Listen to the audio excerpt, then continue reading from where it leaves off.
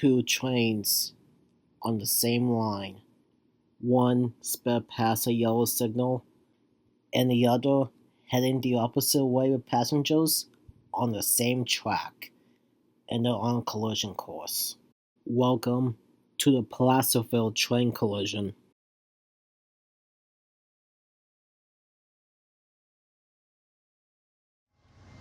On the morning of April 23, 2002, an eastbound BNSF intermodal train, or 5340 East, departed BNSF's Harbor's Yard at Commerce, California at 2:30 a.m. The train consists of an engineer and conductor and 3 locomotives on the head end, with BNSF-944CW number 5340 leading, another BNSF-944CW number 5277, and BNSF SD75M number 8209, which at the time was still in Santa Fe paint scheme. The train's final destination was Clovis, New Mexico. However, the BNSF intermodal train would never make it out of California.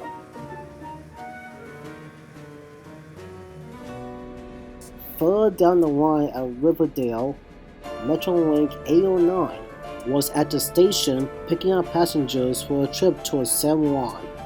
809's concepts consists of a bi-level cab car 634, coach 113, coach 167, and F59 PHI 859 pushing. Approximately 260 passengers boarded the ill-fated train.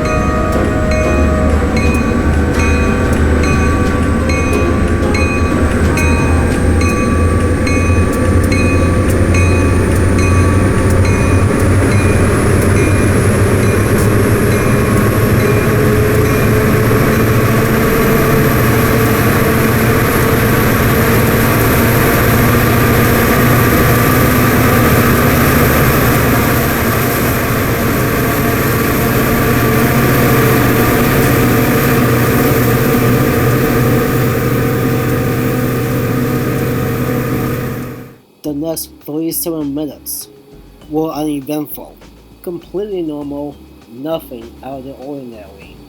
Yet, the BNSF and the Metrolink were now face to face on the same track, but there's a safe way to pass each other without any issues.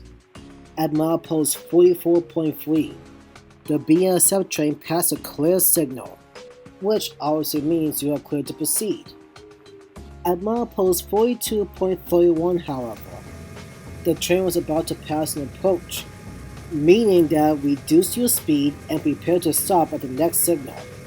Now, you will be starting to think that the BNSF train will have started to slow down, right?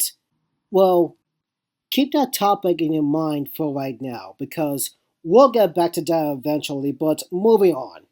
The next signal at CP Atwood is obviously a stop signal.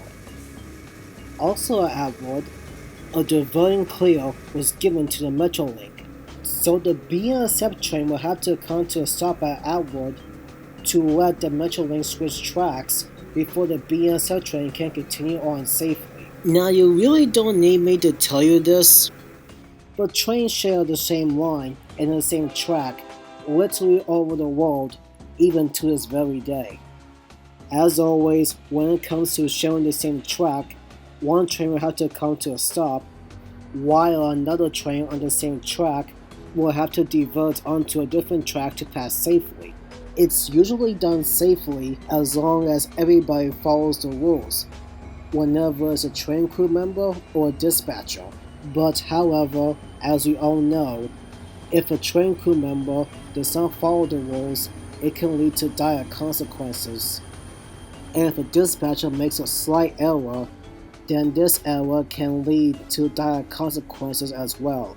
And it has happened before, and one of these incidents will be subject to its own remastered video soon.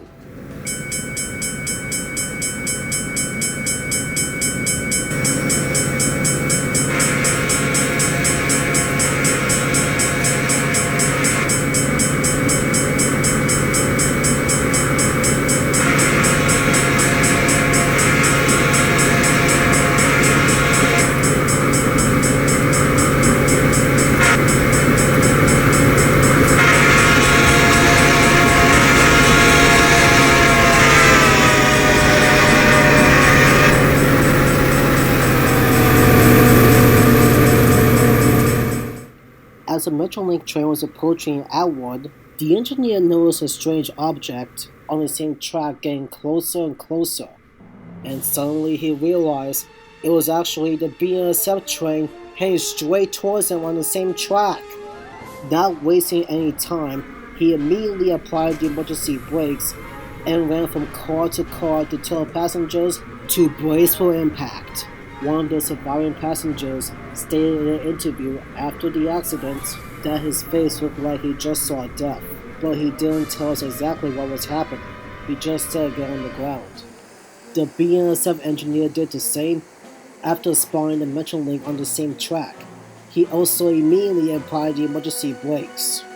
The Metrolink train came to a complete stop, but the same couldn't be said for the BNSF train.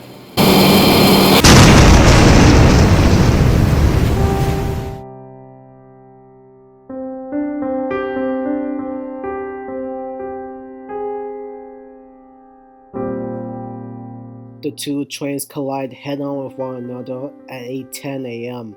The BNSF train pushes Metrolink 809 down the tracks nearly 400 feet before eventually coming to a stop. BNSF 5340 suffered minimal damage after colliding head-on with a Metrolink cab car. The other two train units didn't suffer any damage and didn't derail. However, on the Metrolink train, it was a completely different story. Cab car 634 Jackknife derailed and the back of it was split open, barely twisting. Coach 113 also derailed. Coach 167 and locomotive 859 didn't derail or suffer any damage. To make matters worse, the force-free impact also tossed around the passengers and the crew of 809 like toys before being unconscious. But the danger was just getting started. Smoke began to appear on all the cars on the Metrolink. If the occupants on 809 did not escape soon, they would soon become victims of the smoke after inhaling it, but thankfully it didn't happen. The bystanders who saw the crash raced to the site and tried to open up the doors to save everybody on board. 911 calls were also made. But strangely though, they were told it was actually a train versus vehicle incident. But when some first responders arrived, they were unprepared for what they saw. And shortly afterwards, fire departments, EMTs, and more police officers were dispatched to the scene.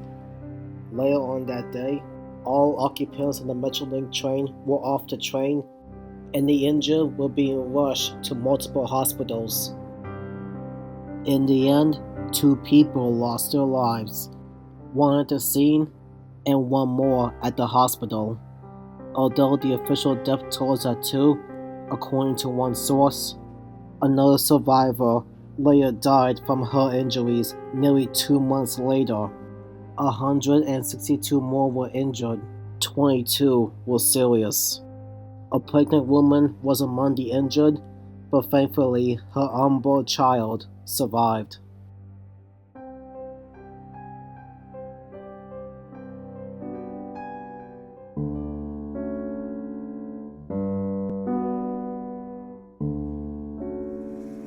An investigation from the NTSB pointed the blame squarely at the BNSF crew for failing to stop at CP Atwood. But why though? I mean, it's not like they would do it for no reason, right? It had been revealed but the BNSF train failed to slow down at milepost 42.31 as they were approaching a yellow signal. But how's that possible? How could they miss it? Was the signal failure? Obviously not. Was there mechanical issues on the locomotives? Not really. Was there a blockage in the air hose or a kink in the air hose around the cars? Not relevant. Was it human error? Obviously yes, but why though? Were the crew showing signs of fatigue? No. Were they intoxicated during the crash? Nope. Were the crew on their cell phones? Well, according to Wikipedia, they were, but the NTSB report said otherwise, so not relevant. Were they smoking weed? No. Were they on drugs? No. So how on earth did the crew not see the yellow signal? Well, one source mentioned that the signal was being blocked by the sun, so the engineer and the conductor cannot tell what the signal is displayed for. If that was the case, they could have contacted the dispatcher to confirm the signal. However, I did find a clue on the NTSB report. And here's this. The engineer told the investigators that he thought the signal went from yellow to green. That sounds very familiar, because tests shows that the signals worked as intended. So with that being said, the BNSF crew encountered a phantom signal. Now I have discussed what a phantom signal is on one occasion, but just to make sure we're all on the same page, a phantom signal is a sun glare that can create false leading to anyone, especially the train crew. A grim reminder why phantom signals can create deadly scenarios. Metrolink cab car 634 was repaired and it was put back into service, along with the other coach cars. Metrolink 859 remained in service until it was retired in 2020 and was sold to SA Recycling. BNSF 5340 was also repaired and returned to service, and the locomotive still continues to operate as of March of 2024. BNSF 5277 was also put back into service, and also still continues to operate as of 2024. And finally, 8209 remained in service for the BNSF until it was retired, sold to Norfolk Southern, renumbered to 2801, and sadly met its fate in 2020 as the locomotive was sold off to the K&K Recycling. It's been 22 years since that incident occurred, as Metrolink will unfortunately be involved in multiple accidents within years after this one, but those are different stories.